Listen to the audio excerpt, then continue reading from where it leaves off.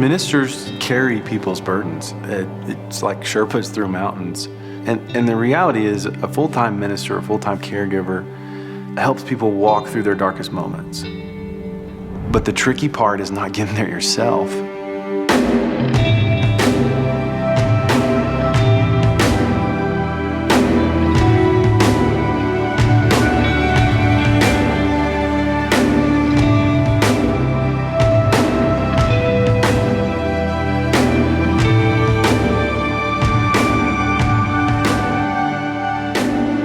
I loved serving people, I loved helping people.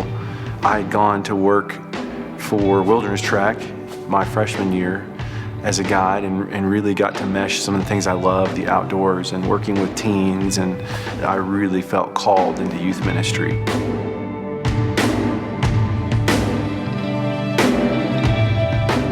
Ended up in 1998 going to Colorado Springs and working as a full-time youth minister. And life had thrown me curveballs, but I could always hit it. You know, it was just like you practice more and you can still hit that curveball.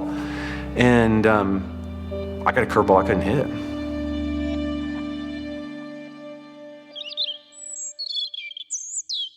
It was a beautiful spring day, and the news broke in and said that there had been a shooting. 2 gunmen are shooting up Columbine High School in Littleton. That's when I just called one of the youth ministers, and we just all jumped in cars and started driving around to houses in the neighborhood and finding kids. You could usually find them pretty easily. They were congregated around each other, and there was a police officer that had seen me interacting with the kids, and he and I just kind of struck up a conversation. Hey, I've had some experience and training in crisis counseling. Is there anything you guys need? And he said, yeah. He said, we need some counselors. These were kids who've maybe seen too much or been exposed to too much that we just don't want to let them go, and their parents need to come get them. And you know, I said, sure. I said, yeah, how can I help? They were just exposed to such horror. And I just listened and sat and talked to kids and sat and tried to help them make sense of what they'd seen. And so immediately there was this conflict in me of these voices, you know, sit here, be a voice of reason, pray for these kids, you know, help them. And this other voice of like, you have nothing to give them. There's nothing you can say. You don't even know what to say. You've never experienced this. By early evening, it had kind of started to filter down to just a room full of parents. And I didn't have any answers for them either, even less. You know, some 24-year-old youth minister just out of college, it's like, oh, I got the answer. And then you get in there and it's like, I don't got crap.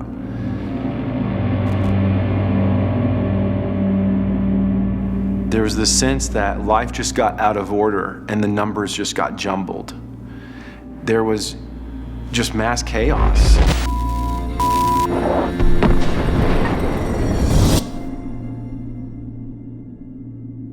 I just stumbled through it as best as I could. Almost immediately, I started having nightmares.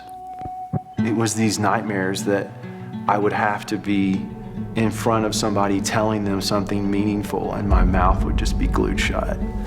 And it's like I just needed a break. Just like nobody talked to me, nobody said anything. I just needed to try to work this out in my head, and I couldn't.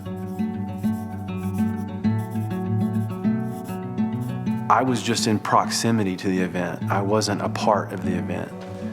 And asking myself that question, do I have the right to grieve over someone else's child when they have experienced so much more loss? And it's very common for caregivers to feel that way, but I still worry that I don't have the right to grieve over that. You know, and we ended up actually leaving Colorado just a couple of years after that, and I remember crossing the state line at Colorado, and I remember distinctly hearing a voice say, you're a failure, you need to leave. And I thought, I can't argue with that.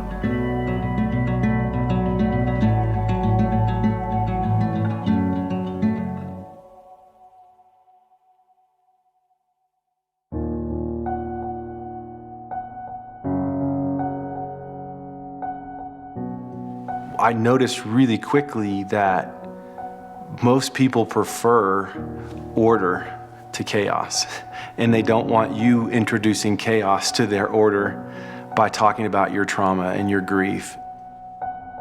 And I'd be sitting there thinking, I want to talk about what I saw, and I want to talk about what I experienced. And I learned pretty quickly, don't show them your chaos. When you live in a community of people, like a church, that community is going to experience grief. It's going to experience trauma. Somebody's going to go through a traumatic divorce. There's going to be addiction. There's going to be pain. And so you're constantly reliving all those things. And that curtain just gets wider where you're looking behind the curtain at chaos. And, I think in a lot of Christianity, we unfortunately portray like everything ties up nicely with a bow. And so I always cringe when somebody stands up in front of a big church and says, everything's going to work out. And I think, it didn't for that guy. It didn't for that lady. I know what happened with their family. It didn't work out. They prayed the cancer would go away, and it didn't.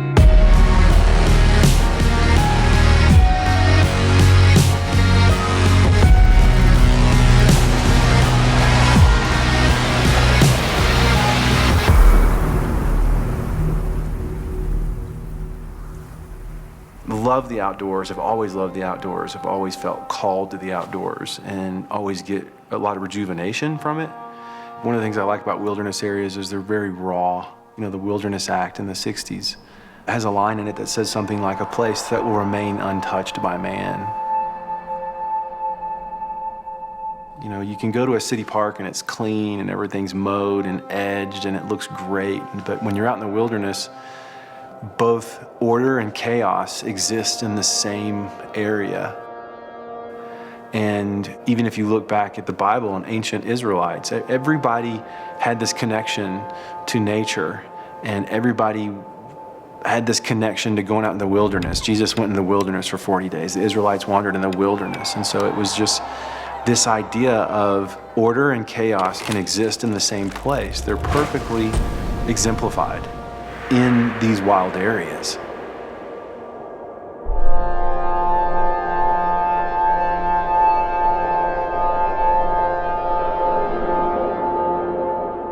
We had a lot of experiences with friends and loved ones at our church that were dealing with very hard issues of trauma and grief. And every time I would take that on, it would reawaken. The one big time you needed to be helpful, you screwed it up. And it just got to be too much. My balance was so out of whack, I just had to get out. So this thought kind of came into my head of just get out into the wilderness, that if I just took a pause, that God would show up and explain everything to me.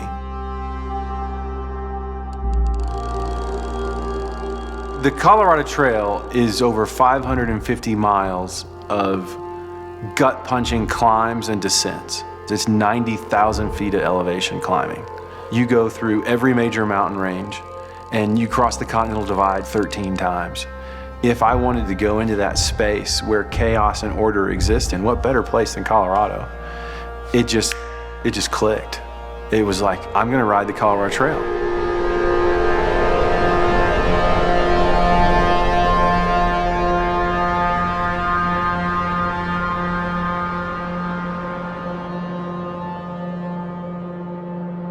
The Colorado Trail starts just southwest, a little bit of Denver, at a place called Waterton Canyon, just outside of Littleton.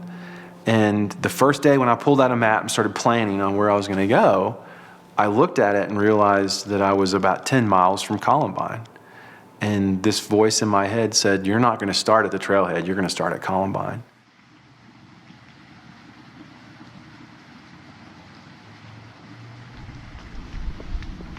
This is the one I probably struggled with the most, was just, where was God?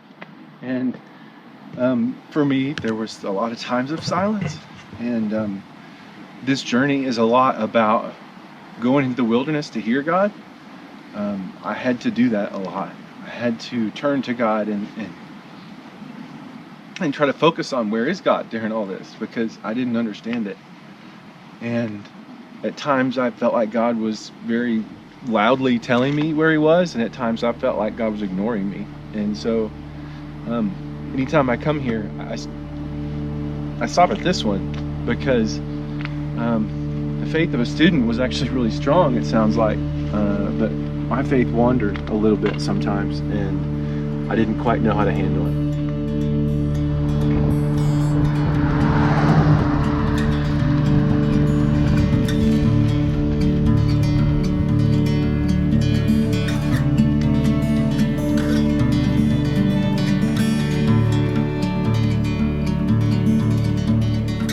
Headed to Durango.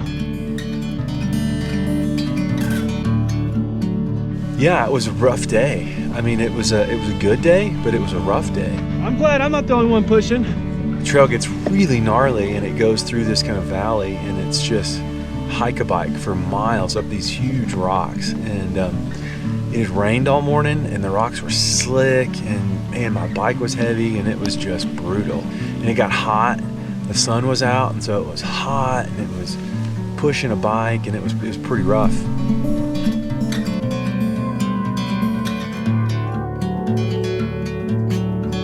One of the things I relearned immediately is when you're outside, when it's hot, you're hot. When it's cold, you're cold. When it's wet, you're wet. If you fight that, you're gonna have a miserable experience. You have to accept that and just say, I'm gonna enjoy the dry moments when I'm dry. I'm gonna recognize the wet moments are important, and I'm gonna just keep moving.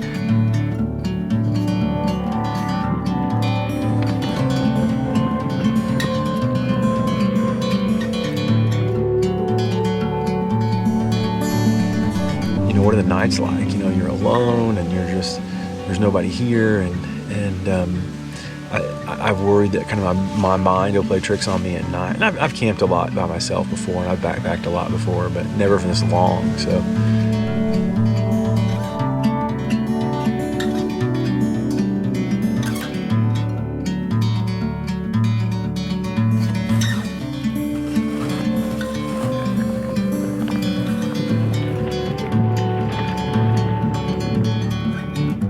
There were days where I spent 3 hours descending at 20 miles an hour, just having the most fun you'll ever experience on a mountain bike. And there were days where it was 8 and 9 hours of climbing in my lowest gear, just sweating it out, grinding it out. I lost count of how many passes I climbed over. 12,000 feet of climbing today, and my legs are dead. You know, 2, 3, 4 hours of climbing, and then you'd get 10 minutes of downhill, and you'd think, oh, this is so nice. And then you'd have another 2 hours of climbing. You'll push your bike, you'll pull your bike, you'll throw your bike, you'll ride your bike. You will experience all of it on the Colorado Trail. Okay, you can see right here on the map that we are at 12,175 feet, which sounds amazing till you realize we have to go up there, which is 13,279. So we still have a ways to go.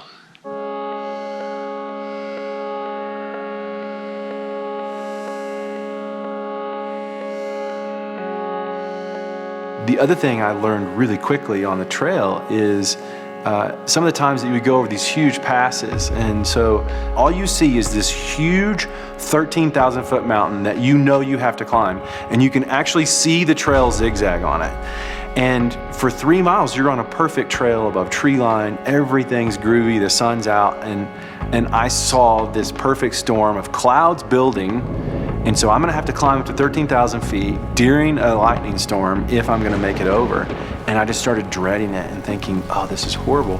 This warm, fuzzy idea of nature all of a sudden just punched me in the face and said, you're on my terms, not yours. You have to get to a place that says, but right now is good.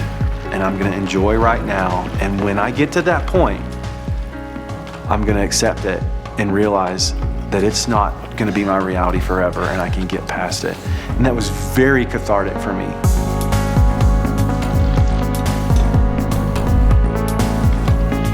If you're married to a mountain biker and while they're asleep, they're kicking their feet like a little puppy, this is the trail they're dreaming about. Man, good stuff. Went to dodge an obstacle and there was a root sticking out. It is broken and twisted and I'm about 12 miles from town. I got it all fixed up. I just made it a single speed.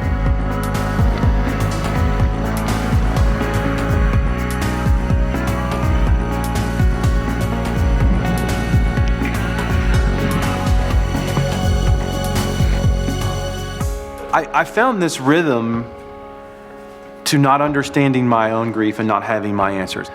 And when I did that, I started to have a lot of peace. And instead of coming in with all these expectations of like, I'm gonna go and God's gonna meet me and it's gonna be great and I'm gonna get answers, I just went in and said, it's gonna be what it's gonna be. I don't control it, I experience it. And something inside me said, just keep going. Just put one foot in front of the other and one step in front of the other. That's what you've done for 20 years. You don't have the answers. It's okay. Just keep moving. Just keep moving. Just put one pedal stroke and then tie 10,000 of them together each day. And so that's what I did.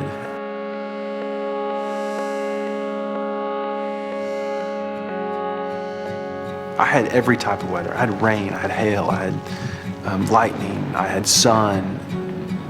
And it was this perfect little capsule of what the last 20 years had been. It hurt at times, and it had a lot of joy at times. And I looked up at the end of it, and somehow I'd made friendships I never expected. And somehow I understood that order and chaos can exist together.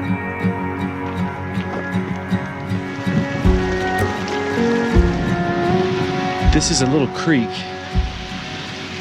that runs through the burn area. Even in the midst of something so destructive, if you get close to the water, something will still grow.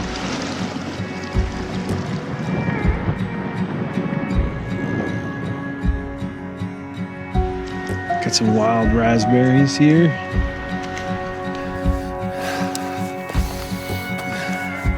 I don't want to be a complainer, but I'm going to have to tell management that my room service key wasn't working. I kept hitting the room service button last night and nobody called in. By the time I got to Durango, I was filled with such joy. It was great. We were riding back from the trailhead and people would be mowing their lawns and they would stop and say, "Did you ride the trail?" And we'd go, "Yeah." Went to a restaurant and they were like, "Did you just finish?" "Yeah." "Oh, great. Here's a free drink. Here's a free appetizer." Done! Cruising into Durango to get something to eat, feeling like $1 million. Milkshake. I never got my milkshake. I went from the guy that can't have peace to the guy that had this incredible experience. And the only real difference was my expectation level going in. Life has this flow and this cycle to it that somehow riding my bike across Colorado reminded me of. And some days I had the rhythm and I had the flow and I had it all, and some days it was all choppy and I just had to keep going. And I had to remind myself, just keep moving. Nature is renewal and nature's destruction. Nature is not something we control. And I'm gonna embrace what I'm in now, recognize God's experience for me right now, and recognize that He is the great Father that provides.